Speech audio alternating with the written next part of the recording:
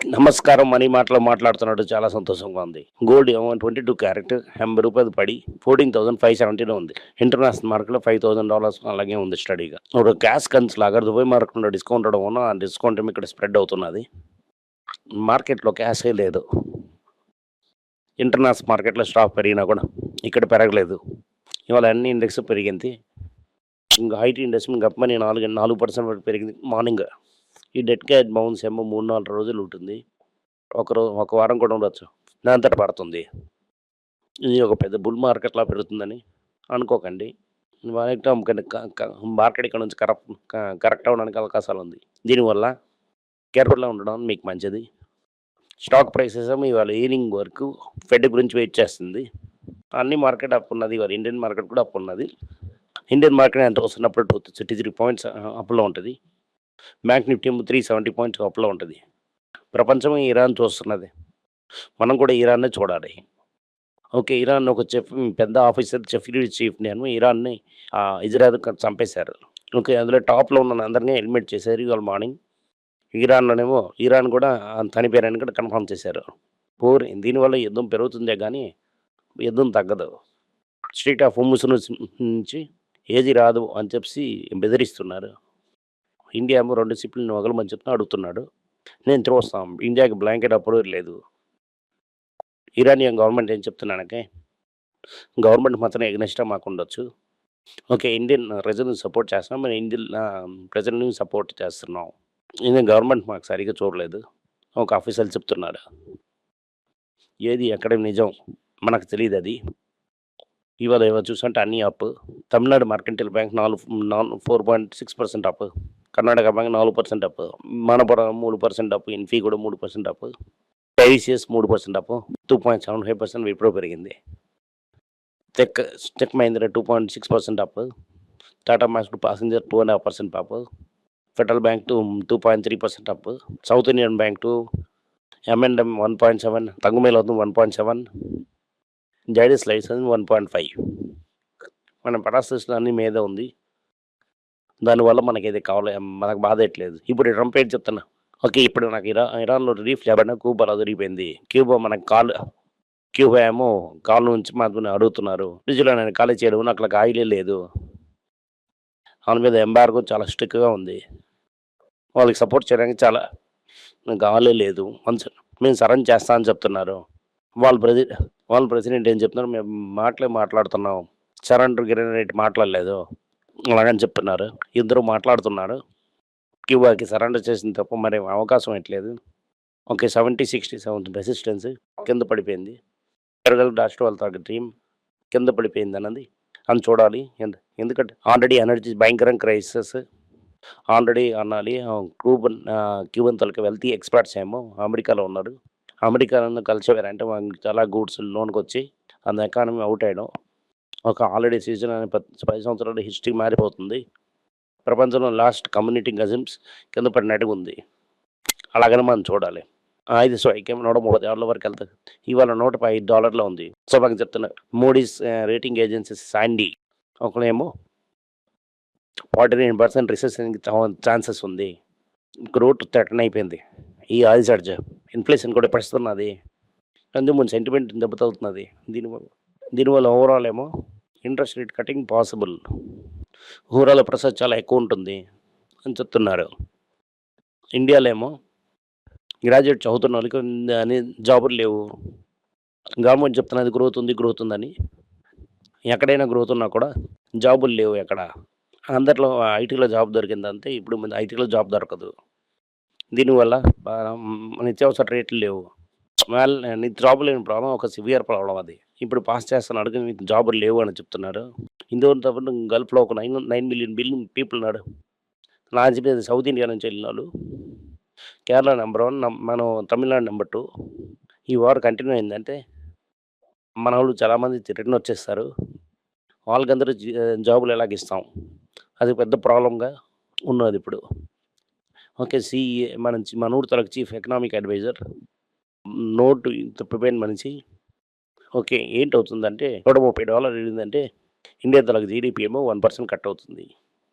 మేము ఎంత inflation manipulate చేసిన ఏ దొంగతనం చేసినా కూడా ఇండియా తాలూకు జీడీపీ గ్రోత్ ఏమో 1% కట్ అవుతుంది.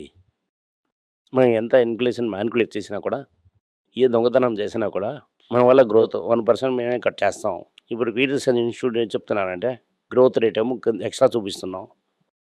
ఓకే. 1% కట్ అయిందంటే ఇక్కడ మొత్తం పైన 3-4% ఎక్స్ట్రా కట్ అవుతుంది. ఇప్పుడు 5% ఉన్న గ్రోత్ 4% అయిపోతుంది. అదే సమయంలో రూపాయి అది పాపాలకు వెళ్ళడం వల్ల ఈ జీడీపీ గ్రోత్ 5 ట్రిలియన్ డ్రీమ్ ఇంకా వెళ్తూనే ఉంటుంది. దీనివల్ల ఫెర్టిలైజర్ వస్తుంది. ఇప్పుడు ఒక్కొక్క షార్టేజ్లో ఉంది. ఎల్పిజి సిలిండర్ మనకు తెలుస్తున్నది. ఫెర్టిలైజర్ షార్టేజ్ భయంకరంగా ఉంది. ఓకే. ఖరీఫ్ సీజన్ అంటే సోయింగ్ సీజన్ వస్తుందంటే ఆ సమయంలో ఫెర్టిలైజర్ షార్టేజ్ మనకు చాలా పెద్ద రిస్క్గా మన కన్ను ముందే తెలుస్తున్నది ఇది. ఇప్పుడు ఫెర్టిలైజర్ షార్టేజ్ ఉంటుందంటే రేటు పెరిగిపోయిందంటే ఓవరాల్ క్యాస్కేడింగ్ ఎఫెక్ట్ చాలా ఎక్కువగా ఉంటుంది. ఆల్రెడీ ఎడిబుల్ ఆయిల్ అలాగే పెట్రోల్ కన్జ్యూమర్ యూడ్స్ రేట్ అని పెరిగిపోయాయి. 47 ఇయర్స్ హిస్టరీలోని మనం 47 అంటే మనం ఎక్కడికి వెళ్ళాలి? 1980కి దగ్గరికి వెళ్ళాలి. 1978కి వెళ్ళిన తర్వాత ఇది worst start to the year అని చెప్తున్నారు. సెన్సెక్స్ దెబ్బ అనగా లాంగ్ టర్మ్ గురించి మేము చేసేస్తాం అని చెప్తున్నారు. ఎండ్ ఆఫ్ ది ఇయర్ అనేమో ఓకే 36 గెలవలసిన 26,000 గెలవ ఇంకా 10 అంటున్నారు. ఇంకా ఒక 1 ఇయర్కి అంత నెక్స్ట్ ఎక్కడికి వెళ్ళదా అని చెప్తున్నారు. అంటే అక్కడ 3 సంవత్సరం మీకు రిటర్న్ లేదని అర్థం. అందరూ ఏం చెప్తున్నారంటే 91% ఆఫ్ ఆల్ రిటైల్ టైలర్స్ డబ్బులు లూజ్ చేశారంటున్నారు. ఫ్యూచర్స్లో 99%, దీంట్లో 91% హై ట్యాక్సెస్, అది ఎస్టీటీ బ్రోకరేజ్ మిగతా కారణం వల్ల ఈ కేఎస్ తల వల్ల డబ్బులు లూజ్ చేస్తున్నారు. అలాగని చెప్తున్నారు. టాటా సన్స్లో నియల్ టాటా చెప్తున్నారంటే లేదు 2-3% ఇంక్రిమెంట్ ఇస్తాను. ఇంకో సంవత్సరం తర్వాత మీరు ఇంకా అది కావాలంటే ఇంకో 1 ఇయర్ నేను ఎక్స్టెన్షన్ ఇస్తాను. అలా సక్సెస్ ప్లానింగ్ చెయ్యు. ఒక చైర్మన్ తప్ప, ఒక సీఈఓ తప్ప, ఒక డిప్యూటీ చైర్మన్ చెయ్యు అలాగని చెప్తున్నాడు. ఎస్టీబీ ఇన్వెస్టర్స్కి 4 టైమ్స్ రిటర్న్స్. అమ్మగారికి కడుపు నొప్పి వచ్చి దాని మీద అమ్మగారేమో ట్యాక్స్ రిటర్న్ ఇంట్రడ్యూస్ చేశారు. ఇది ట్యాక్స్ వస్తుందని చాలా కాలం నుంచి చెప్తున్నాను. ఇంకా గోల్డ్ ప్రైస్ పెరిగిందంటే ఇంకా కొత్తగా ఏటి వస్తుందో తెలియదు. ఇప్పుడు ఎన్ఎల్ అన్నది ఓకే టాటా స్టీల్ గవర్నమెంట్ నుంచి కొన్నది 18,000 కోట్లు తెంచి అప్పంతా తెంచి కాస్ట్ కట్ చేసి మార్జిన్ పెంచి ఇప్పుడేమన్నా కంప్లీట్ మర్చేస్తాం అలాగని గుడ్ న్యూస్ చెప్తున్నారు. విశాఖపట్నం నుంచి కొంత దూరంలో ఉంది. ఒరిస్సా బోర్డర్లో ఉంది. ఓకే. మెడ్రాస్ నుంచి విశాఖపట్నం ఓవర్ నైట్ చేరవచ్చు. ముత్తూట్ ఫిన్కాప్ ఏమో ఒక ఐపీఓ వేస్తామని అనుకుంటా. గోల్డ్ డౌన్ భూమి వల్ల ఒకే ఫ్యామిలీ నుంచి ముగ్గురుగా మారారు. ఒకటి ముత్తూట్ ఫైనాన్స్, అదర్ ముత్తూట్, ఇది బ్లూ ముత్తూట్, ఇంకోటి ఎల్లో ముత్తూట్. ఇంతలో micro finance company already listed. వీళ్ళు కూడా లిస్ట్ అవ్వడానికి అవకాశం ఉంది. 300 మిలియన్ తీసుకుంటారు. ఓకే. అమర్ రాజా ఏమో డిఫరెంట్ ఎలక్ట్రానిక్స్ ఎంటర్ చేస్తున్నారు. నేవీకి ఏదో పర్టికులర్ ప్రోడక్ట్ డెవలప్ చేసి కానీ చేయొచ్చని అనుకుంటున్నారు. సెమీ గ్లూటెడ్ జనరిక్ ప్రైస్ డక్కన పడుతుంది. మార్కెట్ ఎక్కువ అవుతుంది. దీనివల్ల డిస్కౌంట్ రేట్ పెంచరు అలాగని అనుకుంటున్నారు.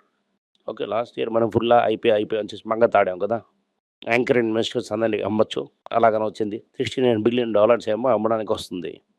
ఈ మాత్రం ఎంత ఎఫ్ఐఏస్ నేనండి వరకు మ్యాక్సిమం అమ్మి డబ్బులు తీసుకుని వెళ్ళారు. ఇలాగే ట్రెండ్ కంటిన్యూ అయిందంటే ఒక కొత్త రికార్డ్ ఇండియా రికార్డ్ క్రియేట్ అవుతుంది. ఇది ఇప్పే ఒక కొత్త రికార్డ్ క్రియేట్ అవుతున్నది. ఎఫ్ఐఏ పైనకి తీసుకుని వెళ్తున్నారు. మీ తలకు డబ్బులు అవుతున్నది. 50,007 crores తీసుకుని వెళ్ళిపోయారు. ఇంకో 30,000 కోట్లు తీసుకెళ్ళి 10 బిలియన్ రీచ్ అయిపోతాడు. ఇన్ఫోసిస్ నిన్న వరకు 6 ఇయర్స్లో 6 సంవత్సరాలు దేవుడు కనిపించిపోయిన అంతలోకి వెళ్ళిపోయారు. అంత లెవెల్ దిగిపోయారు. గోతు ఐఏఎస్ గుట్టేస్తుంది. కానీ టాటా స్టీల్ ఏం చెప్తున్నారు? అన్నీ మనం చైనా నుంచి కొంటున్నాం. చైనా నుంచి అన్నీ కూడా మనం కొనమని చెప్తున్నారు. ఎఫ్డిఏ చేయమని చెప్తున్నా అని చైనీస్ యూనివర్సిటీ టైప్ చేసి అలాగే గ్రీన్ స్టీల్ చేయాలి అని చూస్తున్నారు. తీసేసి ఎన్విడియాతో టైప్ చేసిన దానికి ఒక ఎన్విడియా చెప్పు యూజ్ చేసి ఒక కంప్యూటర్ రెడీ చేసి ఒక పవర్ చేసి ఏ సిస్టమ్ ఒకటి లాంచ్ చేశారు. దాని నుంచి ఏ బిజినెస్ వస్తుందని చెప్తున్నారు. ఓకే. మారుతి సుజుకి ఏమో 5,500. ఓకే. రెడ్డి ఏమో 2.26 crore జిఎస్టీ కట్టలేని ఈ ఇద్దరేమో కేసు అగ్నెస్ట్గా వేస్తున్నారు. డాక్టర్ రెడ్డికి 2 కోట్లు అని పెద్ద చేంజ్ కాదు. ఎలాగన్నా నాట్కో అండ్ డిప్ లైసెన్స్ టైప్ చేశారు. ఓకే. జైడస్ లూపిన్ టైప్ చేసి మనం లాంచ్ చేస్తున్నాం. లూపిన్ తల ప్రమోటర్ మనకు తెలియకపోవడం చేయలేదు. మనం జైడస్‌లో చాలా వరకు ఉంచాం. మనం కన్సిడర్ చేసి ఉంచుకున్నాం. చైనా ఇండియా తలకు థర్డ్ లార్జెస్ట్ ఎక్స్‌పోర్ట్ అయింది. ఓకే. నెదర్లాండ్ కన్నా చాలా ఎక్కువగా ఉంది. ఈథర్ ఏం చేశారంటే ఆ సర్వీస్‌ని మస్తుగా 500 కరోड़ మార్చేశారు.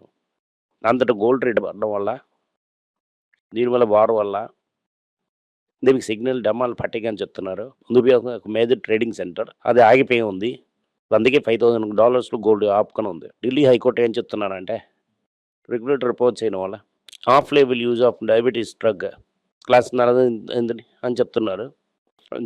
దీనివల్ల ఓజోన్ బింతలకు ఆఫ్ మార్కెట్లో కంపెనీ సప్లై చేయకుండా వేరే సప్లై చేసిన డ్రగ్ యూజ్ చేసి వెయిట్ లాస్ అయింది. అదొక కేసు ఏమో విచారణ వస్తుందని అనుకుంటాం.